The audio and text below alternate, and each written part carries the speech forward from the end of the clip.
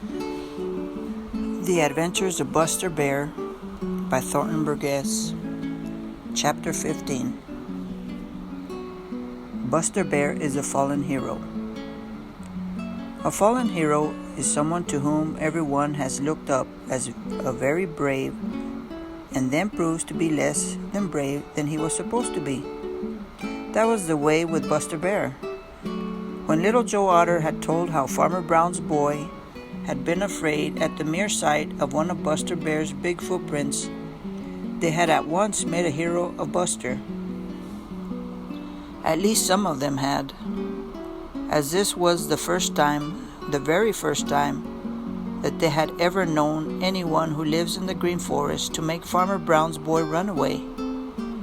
They looked on Buster Bear with a great deal of respect and were very proud of him.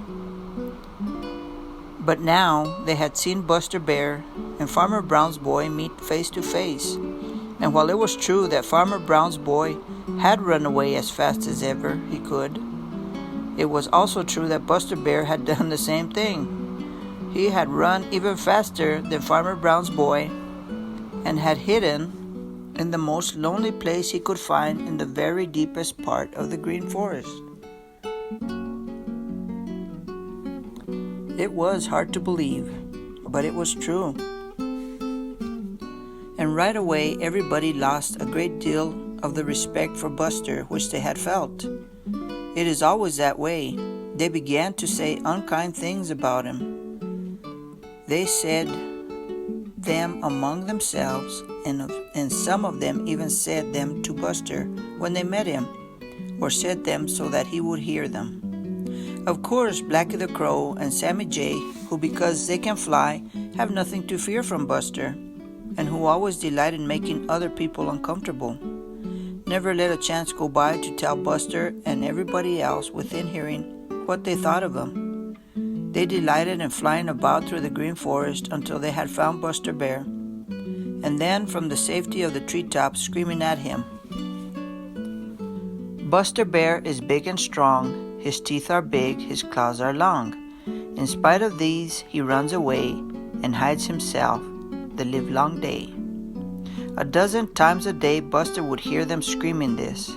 He would grind his teeth and glare up at them. But that was all he could do. He couldn't get at them. He just had to stand it and do nothing. But when impudent little Chatterer the red squirrel shouted the same thing from a place just out of reach in a big pine tree, Buster could stand it no longer. He gave a deep, angry growl that made little shivers run over Chatterer, and then suddenly he started up that tree after Chatterer. With a frightened little shriek, Chatterer scampered to the top of the tree. He hadn't known that Buster could climb, but Buster is a splendid climber, especially when the tree is big and stout, as this one was, and now he went up after Chatterer, growling angrily. How Chatterer did wish that he had kept his tongue still.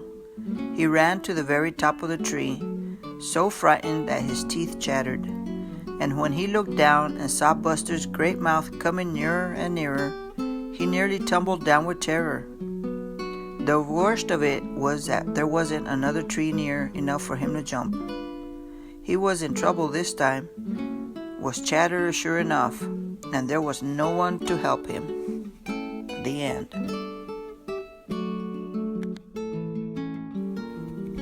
The Adventures of Buster Bear, Chapter 16. Chatterer the Red Squirrel jumps for his life.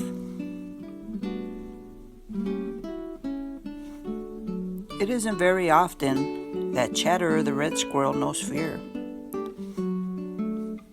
That is one reason that he is so often impudent and saucy. But once in a while, a great fear takes possession of him, and when he knows that Shadow the Weasel is looking for him, you see, he knows that Shadow can go wherever he can go.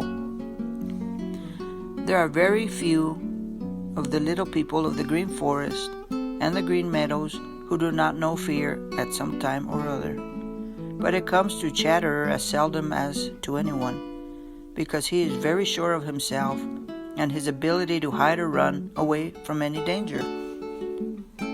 But now, as he clung to a little branch near the top of a tall pine tree in the green forest and looked down at the big sharp teeth of Buster Bear, drawing nearer and nearer, and listened to the deep angry growls that made his hair stand on end, Chatterer was too frightened to think.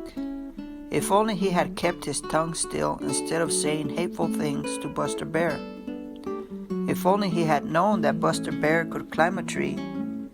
If only he had chosen a tree near enough to other trees for him to jump across. But he had said hateful things. He had chosen to sit in a tree which stood quite by himself, and Buster Bear could climb. Chatterer was in the worst kind of trouble, and there was no one to blame but himself. That is usually the case with those who get into trouble. Nearer and nearer came Buster Bear, and deeper and angrier sounded his voice. Chatterer gave a little frightened gasp and looked this way and looked that way. What should he do? What could he do? The ground seemed a terrible distance below. If only he had wings like Sammy Jay, but he hadn't. Grrr, growled Buster Bear. I'll teach you manners. I'll teach you to treat yours better with respect. I'll swallow you whole. That's what I'll do. Grrr. Oh, cried Chatterer. Grrr, I'll eat you up. All up to this last hair on your tail, growled Buster, scrambling a little nearer. Oh, cried Chatterer, and ran out to the very tip of the little branch to which he had been clinging. Now, if Chatterer had only known it, Buster Bear couldn't reach him way up there, because the tree was too small at the top for such a big fellow as Buster. But Chatterer didn't think of that. He gave one more frightened look down at those big teeth. Then he shut his eyes and jumped straight out for the faraway ground. It was a long, long, long way down to the ground, and it certainly looked as if such a little fellow as Chatterer must be killed. But Chatterer had learned from old Mother Nature that she had given him certain things to help him at just such times, and one of them is the power to spread himself very flat. He did it now. He spread his arms and legs out just as far as he could, and that kept him from falling as fast and as hard as he otherwise would have done. Because being spread out so flat that way, the air held him up a little. And then there was his tail, that funny little tail he is so fond of jerking when he scolds. This helped him too. It helped him to keep his balance and keep from turning over and over. Down, down, down he sailed and landed on his feet. Of course he hit the ground pretty hard, and for just a second he quite lost his breath. But it was only for a second, and then he was scurrying off as fast as a frightened squirrel could. Buster Bear watched him and grinned. I didn't catch him that time, he growled, but I guess I gave him a good fright and taught him a lesson. The end.